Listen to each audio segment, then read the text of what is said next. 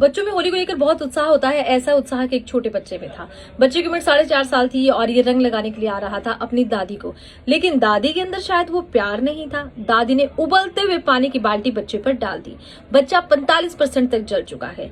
इसके बाद बच्चे को अस्पताल ले जाया गया है। पुलिस ने कहा है कि मामला दर्ज कर लिया गया। अब मेरा सवाल ये है कि दादी के अंदर की ममता कहाँ चली जाती है?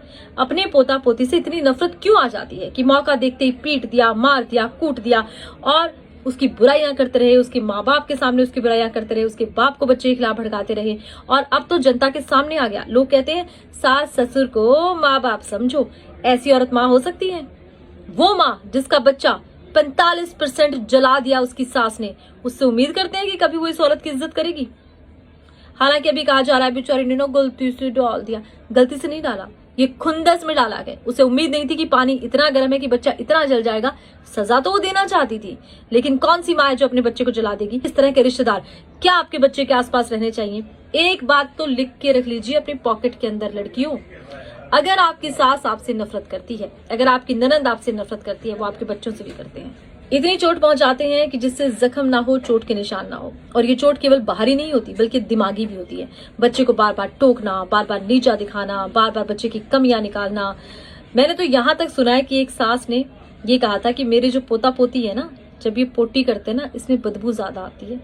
मेरी बेटी के बच्चे जब पोटी करते हैं ना, तो उसमें बदबू कम आती है। यहाँ तक, इस एक्सटेंट तक मैंने औरतों को जाते हुए देखा है। लोग कहते हैं जी औरत हो के औरत की बुराई करते हो। मैं बुराई नहीं करती, मैं सच सामने लेकर आई हूँ। ये वो सच है जो मैंने अपनी आंखों से देखा के। हजारों लड़कियां मुझे मैसेज कर रही हैं, हम दिमागी तौर पर पागल हो गई हैं क्योंकि हमारी सास, हमारी ननद हमारे खिलाफ साजिशें कर रही हैं, साजिशें की जाती हैं। और ये साजिश क्यों की जाती है? दुनिया की जितनी लड़ाई है वो पैसे के पीछे है। सास चाहती है कि बहू खाली हो जाए, बेटे की से कोई चिंता नहीं है।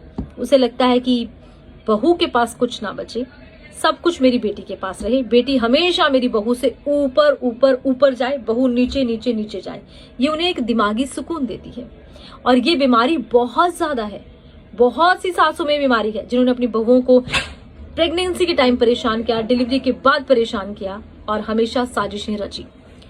ऊपर वाला जिस दिन न्याय करता है ना, उस दिन ऊपर वाले की लाठी में आवाज नहीं होती, चोट बहुत तेज पहुंचती है। ऐसी सासें अभी इन्होंने बेगानी बेटियां रुलाई हैं। जिस दिन अपनी बेटियां रोएंगी ना, चुप कराने वाले का नामो निशान नहीं होगा। इतना रोएंगी, जिंदगी में ऐसा अंधेरा छा जाएगा, कभी उजाला नहीं होगा, आंख से कभी आंसू नहीं सूखेगा। बेगानी बेटियों को रुलाने से पहले हर सास को याद रखना चाहिए,